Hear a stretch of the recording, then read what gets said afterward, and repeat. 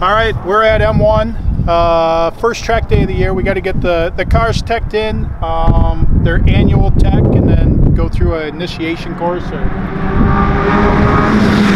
whatever they call it that lets us run on the track all day.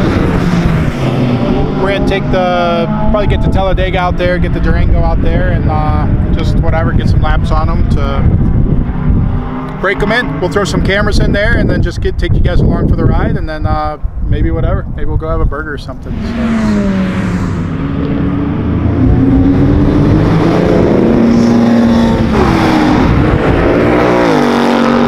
Sick to Mag is now available locally to Australia, the United Kingdom, and Canada. We are actually printing this issue that's coming out very soon.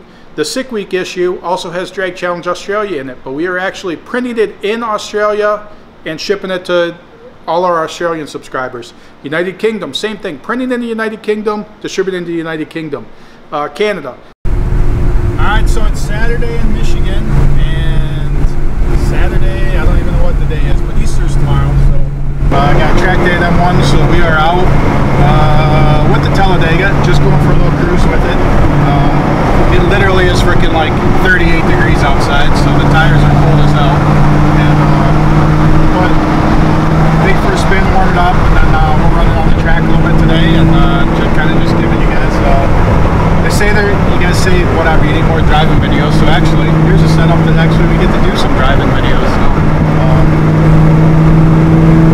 we're gonna do that. Run them on the track. Probably do the Durango today too, and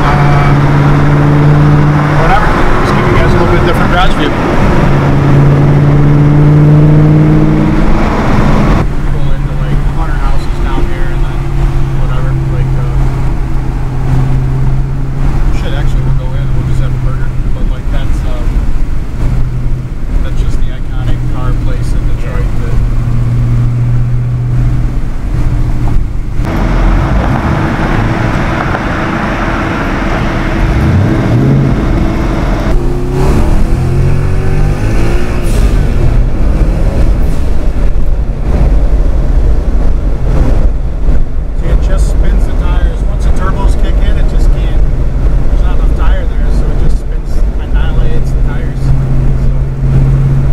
Prep this car for track mode.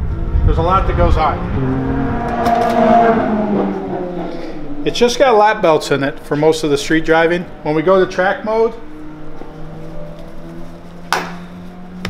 there is our 3-point harness. So I bolt that in. I don't like having that in there when we're on the street, so therefore I just take it in and out. That's the conversion to track mode. So it's real complicated with this car, but either way, this is one of, I don't even remember right now because it's been a while since I talked about this car, but I mean, there 700 and some of these were made. This is one of that 700 and some. You can go watch my other video, linked to here. I tell a lot more detail or whatever about the car, but 700 and some, and we take it out on the track. It's got a roadster shop chassis underneath it, twin turbo Coyote deal, so 1,000 horsepower. We limit it because it's stock block, so it really can hold the tires. I'm sure you'll probably see a video of it today where it spins at the top of the gears because as soon as the turbos start to spool up, it just can't handle, especially on a cold day like today. It's just really not going to hold there. But I mean, the straightaway that goes right past here, I mean, that's probably the favorite part of it. It doesn't get a lot of roll to it. I mean, tires are good. I mean, it's pretty good, but it's not going to keep up with these little lightweight 1,500-pound cars that are out there. So especially on a lot of corners, straightaways, no problem. But we'll get that out there, put some laps on that, and then we'll move over to Durango and take a couple laps in the Durango and see how that does. That's never been the track. I haven't even had it that long, but that thing, I mean, it does launches in the rain like nobody's business. All-wheel drive deal. You put it in launch mode, and I mean, it literally barely slips the tires in the rain, launching. I mean,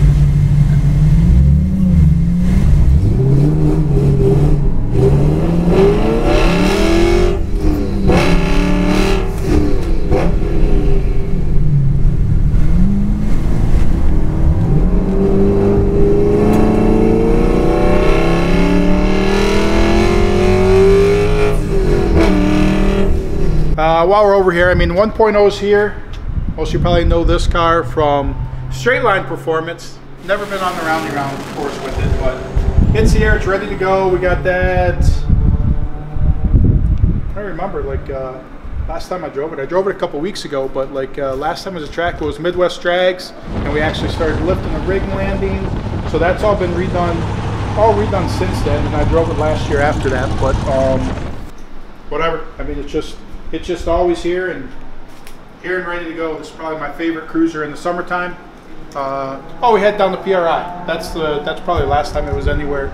Drove it in and out of the show. So that's that. We got the bagger here, the Honda Trail 70.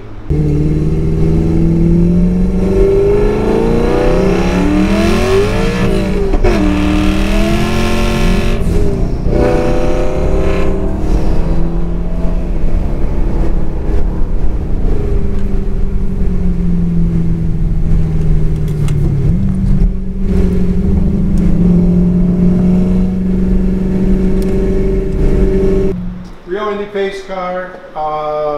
Obviously these are rare, but they made 3,600 of them. The Talladega, they only made 700 of them. So this isn't the good one. This isn't the big block deal. So this is just the 350 horse automatic, not the 4-speed car. So nice car though. I've had this probably of the current cars that I have. I've probably had this the longest that I can think of. Yeah, I'm pretty sure that this, with the current cars I have, I've had that the longest. Probably 20 years, don't know. But redid it. It wasn't as nice when I got it, but we redid it.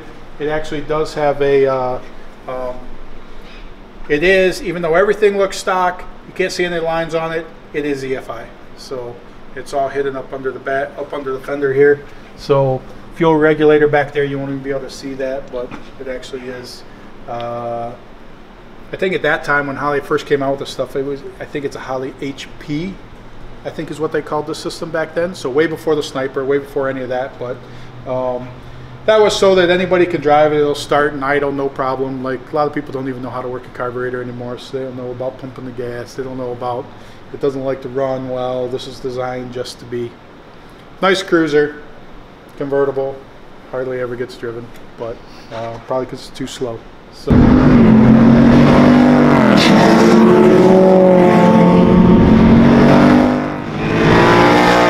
recap is, took Talladega out there. Talladega did good, just kind of like I told you before, going out there, like, I mean, you really can't get into it too heavy because it just spins the tires, especially with such a cold surface out there.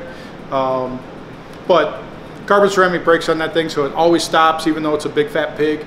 No problem, runs good, doesn't keep up with all those little tiny like nimble cars, but is what it is. Durango goes like hell. It doesn't like to slalom very well, and it doesn't like to stop very well, but it goes really good. The brake fade kicked in pretty quick. It only took a few laps until I was coming right down straightaway right in front of my garage here, and then hit the brakes, and then I was, I think I was 110 or something, and said, whoa, I don't know if it's going to make it for the corner. We're going to have to lean into this one. So then whatever, hit the hazards, do a cool down lap. That's imperative here. When you're running the brakes hard and everything on the track conditions like this, which by no means am I a track guy, is as you'll see in the in-car footage that I'm sure you're going to see, is my hands aren't in the right place, none of that stuff's right, so I kind of just go with it. But like you got to cool down the brakes, so after you're running them hard, then you got to do at least a lap to get some air across those brakes and try and get them to cool down. I've made the mistake on my Z28 of not letting them cool down all the way, and then and they got a glaze to them that took a little while to get off. But you always want to properly cool your brakes after running the stuff like this. Once again, I'm not the expert. I'm sure there'll be a million comments telling me everything I did wrong, because I'm sure there's plenty of it. So that's what we had. But overall, I mean, a chilly day, cold day, but we took you to M1, took you through tech, we took you through all that stuff. Basically show you a little bit different side of things here. So appreciate you guys watching, and FYI, this is our first video since we had 100,000 subscribers. So thank you to everyone that subscribed. If you haven't subscribed and you watch the stuff and you want us to keep doing this stuff, well, we're going to keep doing it whether you subscribe or not. But we would really appreciate you subscribing, because that helps a lot. That helps motivate us more to do more of these videos and try and make them on a more timely basis. We're also trying to up our quality a little bit, do a little more editing, and try and make the stuff more entertaining for you guys. So just definitely went through a bunch of different cars with you. You want to see something more about stuff, or you're interested in something, let us know. We're happy to talk about it, happy to cover it in another video. That's what I got, guys. Thanks for watching. All right, Bobby, you ready for the next plan? What is it?